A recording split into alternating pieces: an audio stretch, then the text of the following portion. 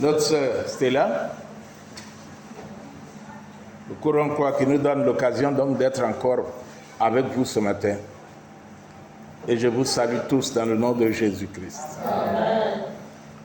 Aujourd'hui, je voudrais que nous parlions de l'honnêteté et l'intégrité.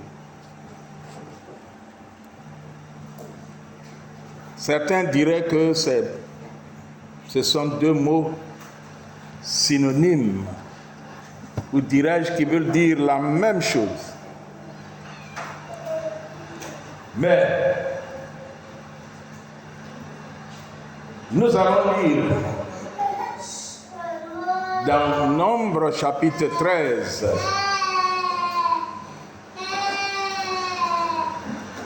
du verset 26 au verset 33.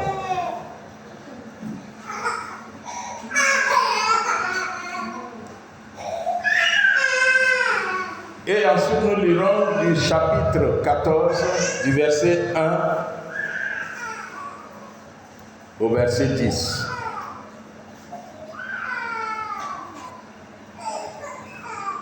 Nombre 13, 26 à 33. Il est dit ceci. À leur arrivée, ils se rendirent auprès de Moïse et d'Aaron et de toute l'assemblée des enfants d'Israël à Kadès, dans le désert de Paran. Ils leur firent un rapport, ainsi qu'à toute l'assemblée, et ils leur montrèrent les fruits du pays qu'ils sont allés explorer. Voici ce qu'ils racontèrent à Moïse. Nous sommes allés dans le pays où tu nous as envoyés. À la vérité, c'est un pays où coule le lait et le miel, et en voici les fruits. Mais le peuple qui habite ce pays est puissant. Les villes sont fortifiées, très grandes. Nous y avons vu des enfants d'Anak. Les Amalécites habitent la contrée du Midi. Les Héthiens, les Jébusiens et les Amoréens habitent la montagne. Et les Cananéens habitent près de la mer et le long du Jourdain. Caleb, l'un des envoyés, fit taire le peuple qui murmurait contre Moïse. Et il dit, montons, emparons-nous du pays, nous y serons vainqueurs. Mais les hommes qui étaient allés avec lui dirent, nous ne pouvons pas monter contre ce peuple, car il est plus fort que nous. Et ils décrièrent devant les enfants d'Israël le pays qu'ils avaient exploré. Et ils dirent, le pays que nous avons parcouru pour l'explorer est un pays qui dévore ses habitants. Tous ceux que nous y avons vus sont des hommes d'une haute taille. Et nous y avons vu les géants, enfants d'Anak, de la race des géants. Nous étions à leurs yeux et aux leurs. Non, nous y étions à nos yeux et aux leurs comme des souterrains. Le chapitre 14, verset 1. Toute l'assemblée est levée toute l'assemblée éleva la voix et poussa des cris. Et le peuple pleura pendant la nuit.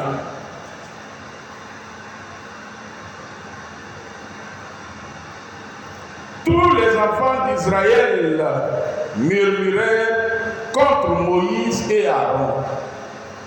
Et toute l'assemblée leur dit: que ne sommes-nous morts dans le pays d'Égypte? Ou que ne sommes-nous morts dans le désert? Pourquoi l'Éternel nous fait-il aller dans ce pays où nous tomberons par l'épée, où nos femmes et nos petits-enfants deviendront une proie? Ne vaut-il pas mieux pour nous retourner en Égypte? Et ils se dirent l'un à l'autre: montons, nommons un chef et retournons en Égypte. Moïse et Aaron tombèrent sur leur visage en présence de toute l'assemblée des enfants d'Israël. Et parmi ceux qui avaient exploré le pays, Josué fils de Nun et Caleb fils de Jéphunnée déchirèrent leurs vêtements et parlèrent ainsi à toute l'assemblée des enfants d'Israël. Le pays que nous avons parcouru pour l'explorer est un pays très bon et excellent. Si l'Éternel nous est favorable, il nous mènera dans ce pays et nous le donnera. C'est un pays où coule le lait et le miel. Seulement, ne soyez pas rebelles contre l'Éternel et ne craignez point les gens de ce pays, car ils nous serviront de pâture. Ils n'ont plus d'ombrage pour les couvrir.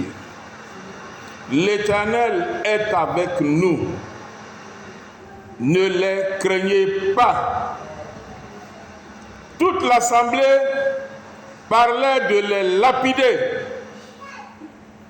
Lorsque la gloire de l'Éternel apparut sur la tente d'assignation devant les enfants d'Israël. Dans le dictionnaire, l'honnêteté, c'est aussi égal à la droiture, à la franchise. Quelqu'un de honnête, c'est quelqu'un qui vit conforme à la vie, à la morale sociale. Exemple, si la société dit ne vole pas, il ne vole pas. On dit il est honnête. Le dictionnaire concernant l'intégrité dit c'est l'état de ce qui est intact. C'est aussi égal à la probité absolue. Alors, c'était la définition. Maintenant, parlons essayons d'analyser le rapport de mission de ce groupe de 12 personnes que Moïse a envoyé explorer le pays de Canaan. C'était ça leur mission. Et la partie que nous avons lue, c'est quand ils sont revenus, ils ont fait leur rapport. Alors, le rapport dit: nous sommes allés visiter le pays, explorer le pays. C'est un très beau pays. Il y effectivement du lait et du miel. C'est un pays formidable, excellent. Mais c'est un pays où les gens qui y habitent là, ce sont des gens qui ont le digba. Ils ont les muscles. Et puis ils sont grands de taille.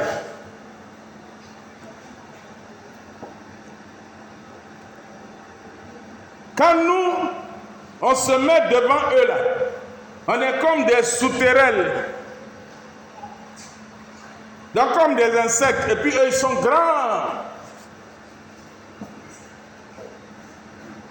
Ça, c'est le rapport honnête. C'est le rapport honnête. Quand vous voyez un accident se produire, et puis on vous dit, racontez l'accident. Si vous êtes 2 journalistes ou 3 journalistes, vous allez voir que presque tous les journalistes vont raconter les faits. Oui, il y a une voiture qui venait de la gauche, et puis un camion venait de la droite, et puis brusquement on voit une voiture qui fait un dépassement dangereux. Et hélas, les deux voitures et le camion sont entrés en collision. Et puis on vous dira, les voitures sont totalement abîmées. Et les passagers de l'une des voitures sont tous morts. Hélas. C'est le rapport fidèle et honnête. C'est ce qu'ils ont fait.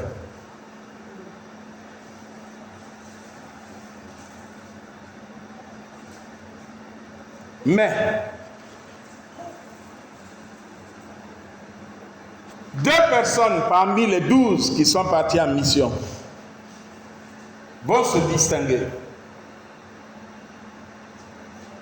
Et moi, je voudrais me retrouver parmi ceux qui ne sont pas monsieur tout le monde ou madame tout le monde, mais qui se distinguent dans la foule. Caleb et Josué disent, arrêtez ça. On ne va pas s'arrêter seulement à un rapport honnête. Mais nous devons faire un rapport intègre, d'une probité absolue. Nous sommes quand même les enfants d'Israël. Nous sommes quand même les enfants de Dieu.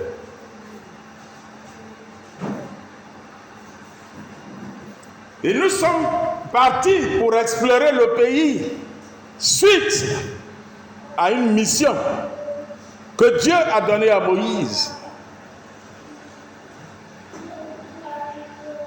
Donc nous ne pouvons pas simplement relater les faits.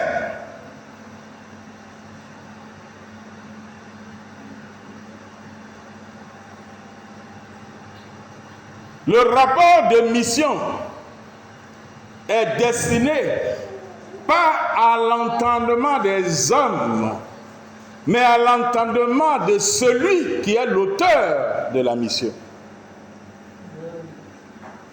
qui nous envoie. Et on va écouter le rapport intègre. Moïse, Caleb et Josué sont d'accord avec le rapport honnête fait par les autres missionnaires, les autres espions.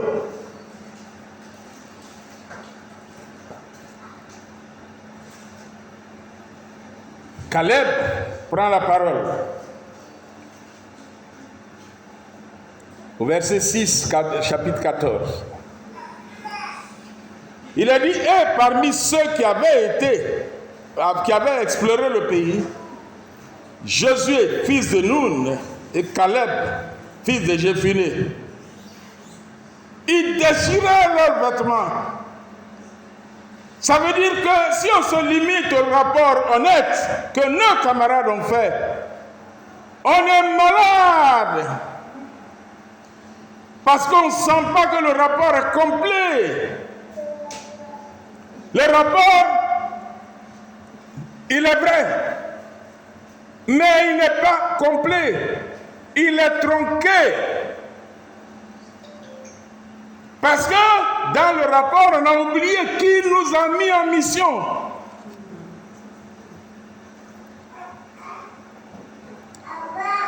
Ils déchiraient leurs vêtements et parlèrent ainsi à toute l'assemblée des enfants d'Israël.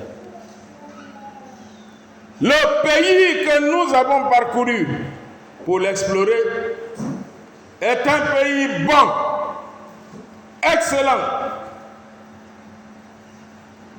Et c'est là maintenant qu'on voit intervenir celui qui les a envoyés. Si l'Éternel nous est favorable, c'est ça. Oui, c'est un pays où les gens sont géants. Mais si nous restons fidèles à Dieu, si l'Éternel nous est favorable, il nous mènera dans ce pays et nous le donnera. C'est un pays où coule le lait et le miel. Mais seulement, ne soyez point rebelles contre l'Éternel. Et ne craignez point les gens de ce pays, car ils nous serviront de pâture. Ils n'ont plus d'ombrage pour les couvrir. L'Éternel est avec nous. Ne les craignez point. Vous voyez la différence entre le rapport honnête, tout ce qu'ils ont dit est vrai, et ceux qui font le rapport honnête, intègre. Ils disent tout ce que nos amis ont dit est vrai. Ils sont gaillards, ils sont géants, oui. Ça coule le lait et le miel là-bas, oui. Mais si on doit regarder ça, on reste où on est. On retourne à l'Égypte. Là-bas, on nous massacrait. Ça vaut mieux que d'aller devant les géants et de mourir. Mais non. C'est lui qui nous a fait sortir d'Égypte. Il nous a fait vivre des miracles. Il est intervenu dans nos vies pendant tout ce trajet. Et s'il nous a promis d'aller à Canaan, là où coule le lait et le miel, mes amis, on nous a dit d'aller explorer. Mais on lui fait le rapport. On lui dit, Éternel, le pays où tu nous as dit d'aller là, il y a des géants là-bas. Ça fait peur. Mais comme nous savons que c'est toi qui nous envoies là-bas, là, on est sûr et certain que la victoire nous appartient. Leur muraille sera tombée comme celui de Jéricho. C'est ça, mes amis.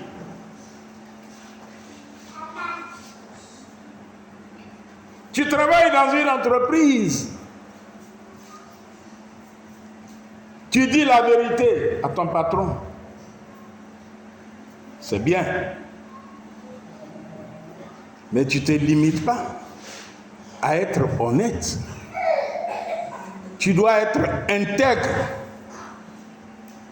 Patron, ce que j'ai vu là, c'est comme ça. Hein? Ce que mes amis ont dit là, c'est comme ça. Mais Ouvrez vos yeux. Regardez derrière là-bas.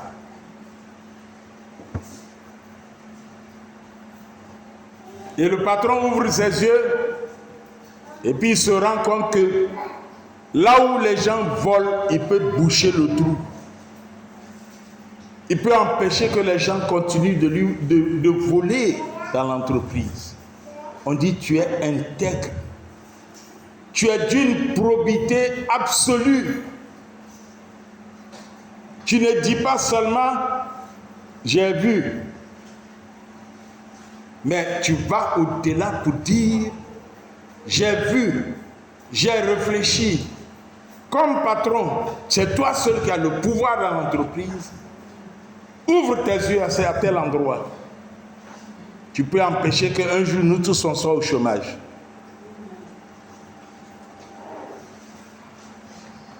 Dire au patron qu'on te vole.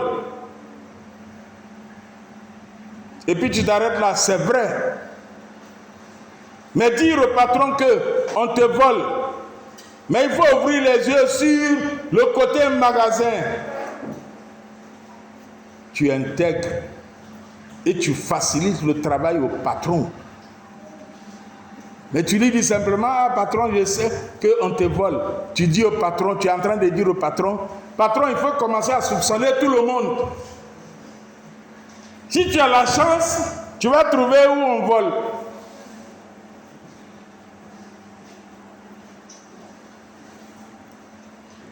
Alors, quand tu intègres, il y a des risques.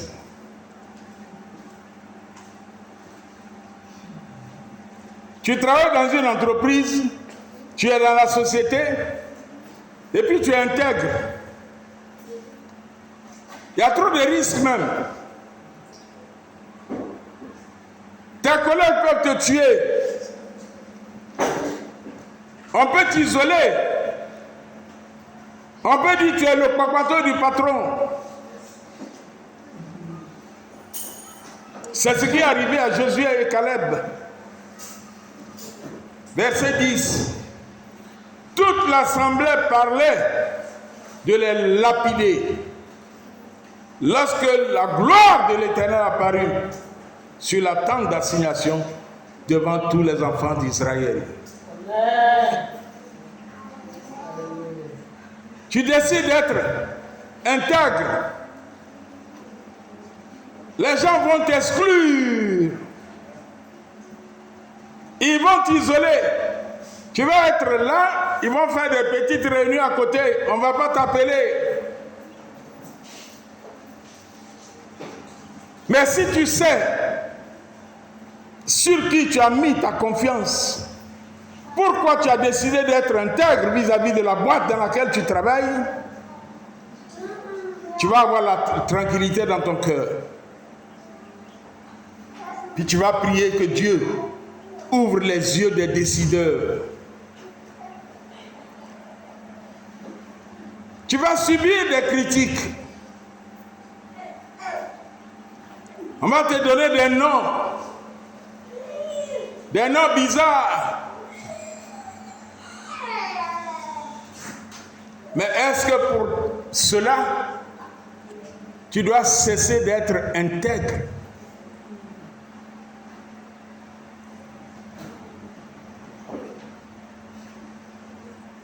Une vérité tronquée reste une vérité.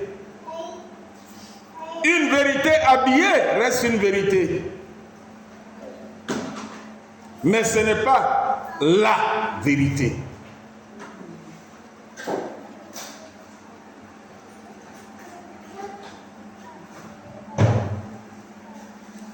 La maison de ton patron, il y a eu une inondation dedans. Et tu appelles le patron qui a voyagé, tu dis patron, il a plu beaucoup dans ton quartier. Vraiment, il a plu beaucoup. C'est la vérité. Mais patron, il a plu beaucoup. Et l'eau est montée jusqu'à nos genoux. J'ai bien l'impression même que l'eau est rentrée dans ta maison. C'est laquelle qui est la vérité? vraie. La vraie vérité. Le patron va se dépêcher de se renseigner pour savoir si sa maison n'est pas inondée. Mais tu lui dis, il a plu beaucoup dans son quartier, comme tu habites à côté. Il a plu beaucoup dans notre quartier. Tu lui as dit la vérité. Mais est-ce que tu lui as dit la vérité intègre, la vérité absolue, qui peut retenir, captiver son attention et l'amener à vérifier si sa maison n'a pas été inondée? Tu as été honnête, tu l'as appelé. Mais si vous êtes deux, qu'il avait appelé et qu'il y a un qui l'appelle, qui lui dit, patron, je suis convaincu que ta maison est inondée. La manière dont il pleut à Abidjan 2 jours là, patron, il faut envoyer ton gardien pour vérifier si l'eau n'est pas rentrée dans ta maison. Il va te remercier. Et l'autre, il ne va pas le remercier. Parce qu'il lui a dit simplement la vérité. Il lui a donné une information. Donc les autres missionnaires de Moïse, ils lui ont dit la vérité, mais ils lui ont dit une vérité incomplète, oubliant qu'il les a envoyés en mission. Quel est l'avantage d'être intègre? Quand tu es intègre, pour ce qui concerne la vie chrétienne, la vie spirituelle, c'est que tu as l'approbation de Dieu. Le 14, verset 10, il est dit, lorsqu'il parlait de les lapider, l'Éternel se manifesta puissamment. Il est apparu sur la tente d'assignation devant les enfants d'Israël.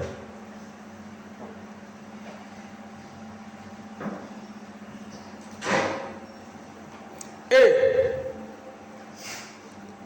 lorsque tu intègres, il ne faut pas regarder ce qui t'arrive aujourd'hui. Regarde demain.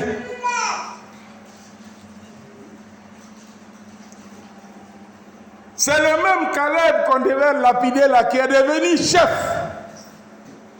Quand Moïse devait mourir, il dit, Josué, toi et puis Caleb, conduisez le peuple dans la terre promise. Et Caleb les a conduits. Et Caleb, qu'on voulait lapider, Caleb et Josué qu'on voulait lapider, ils sont devenus chefs, on les a élevés. Tu travailles chez quelqu'un, reste intègre. Dis au patron des choses qui vont protéger son entreprise, qui vont faire avancer son entreprise.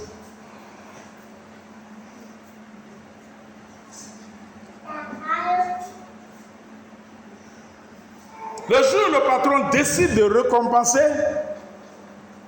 toi tu peux être récompensé plus que celui-même qui est plus diplômé dans la boîte.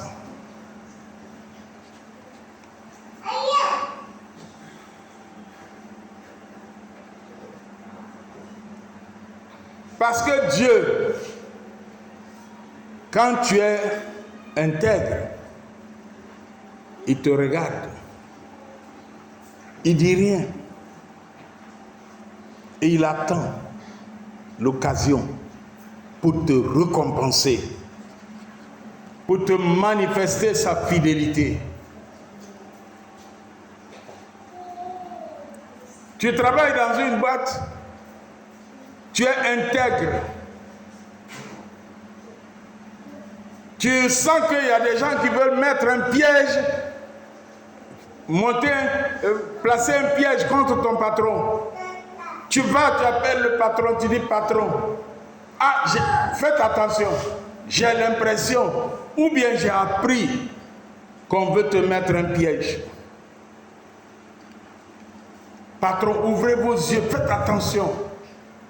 Si tu as plus de détails que tu peux lui donner, sans incriminer qui que ce soit. Mais patron, ouvre tes yeux. 2 jours là, fais très attention.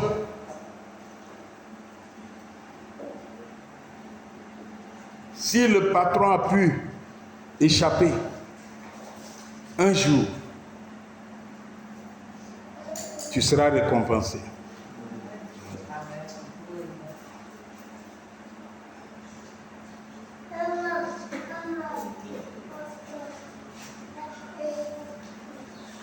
C'est pareil que tu pries pour le patron. Tu parles à Dieu pour le patron.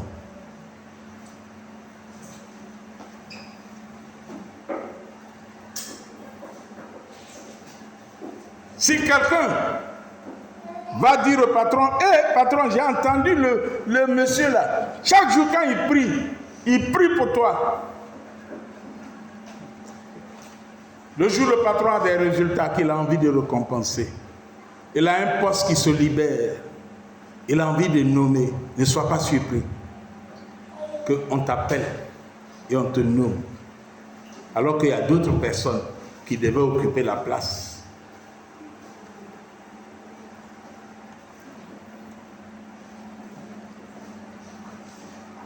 Josué a remplacé Moïse, il a succédé à Moïse. Je connais l'histoire de 2 amis. Ils ont fait la même école, ils ont les mêmes diplômes. Et ils ont été embauchés par la même entreprise.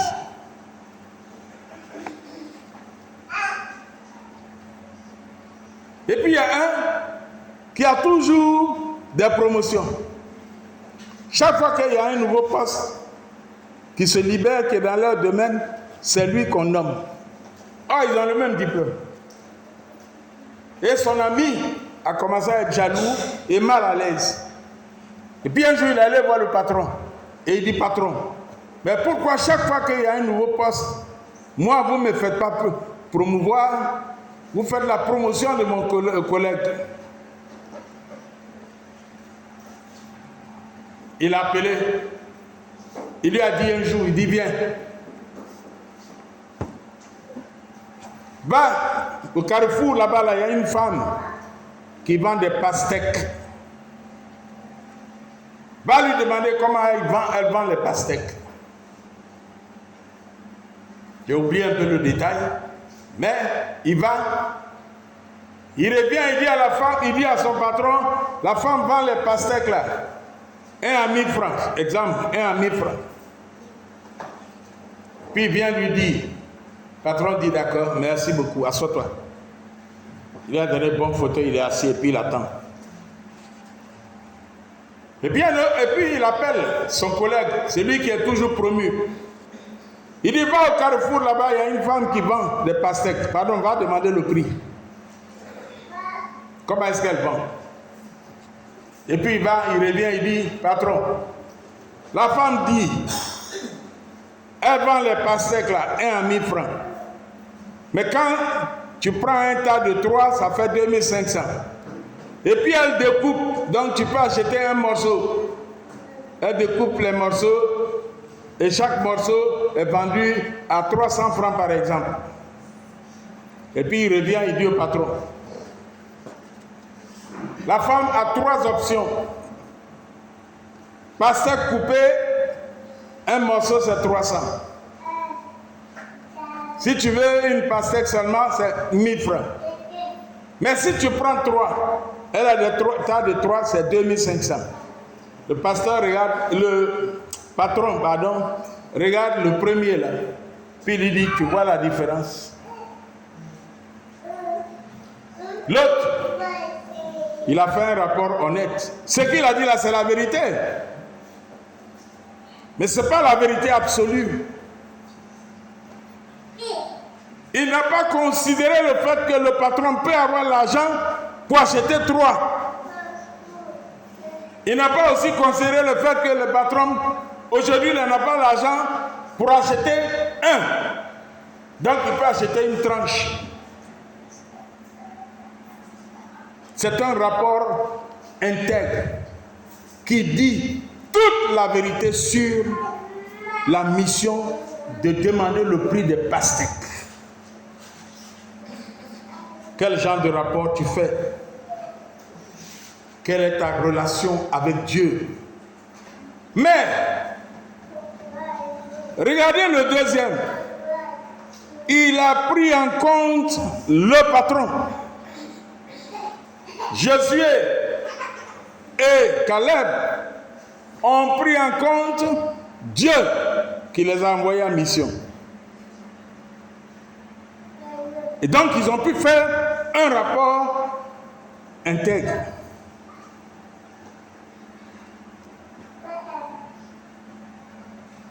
Mais pour que tu puisses faire un rapport intègre, pour que tu puisses être intègre vis-à-vis de Dieu, ou vis-à-vis de ta femme, vis-à-vis de ton mari, vis-à-vis de ton chef, de ton village, vis-à-vis de l'entreprise dans laquelle tu travailles, partout dans ta vie de tous les jours, il faut que tu connaisses Dieu. Quelles sont les aspirations de Dieu? Il faut que tu connaisses ton patron. Quelles sont ses aspirations? Il faut que tu connaisses quelle est la politique, la morale de ton village. Il faut que tu connaisses qui est le genre de femme que tu as, qui est le genre de mari que tu as. Parce que tu dois tenir compte de lui lorsque tu fais ton rapport, lorsque tu agis. Si tu oublies Dieu, tu oublies ton mari, tu oublies ta femme, tu oublies ton foyer, tu oublies tes enfants, tu oublies ton village, ton rapport sera toujours un rapport tronqué. Ça sera honnête, ça sera la vérité, mais ça ne sera jamais la vérité absolue.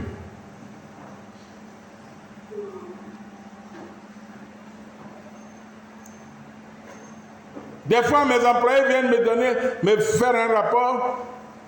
Je leur dis, j'ai vu ton rapport. Donc tu veux que ce soit moi qui termine le travail, que j'aille encore faire des calculs? Tu finis les calculs avant de venir vers moi.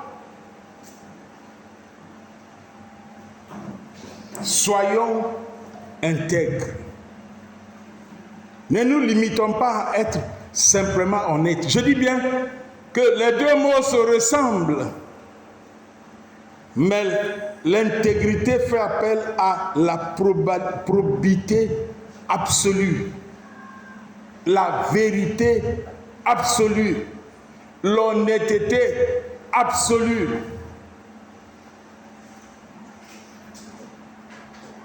Si nous sommes chrétiens, notre comportement, nos propos doivent toujours tenir compte de celui en qui nous avons mis notre confiance. Amen. Et comme nous savons que Dieu dit, celui qui me craint, je le bénirai. C'est ce que Caleb a dit. Il dit, si nous lui sommes fidèles, si l'Éternel nous est favorable, et il ajoute seulement, ne soyez pas rebelles, désobéissants à Dieu. Craignez, si ne soyez pas rebelles contre l'Éternel,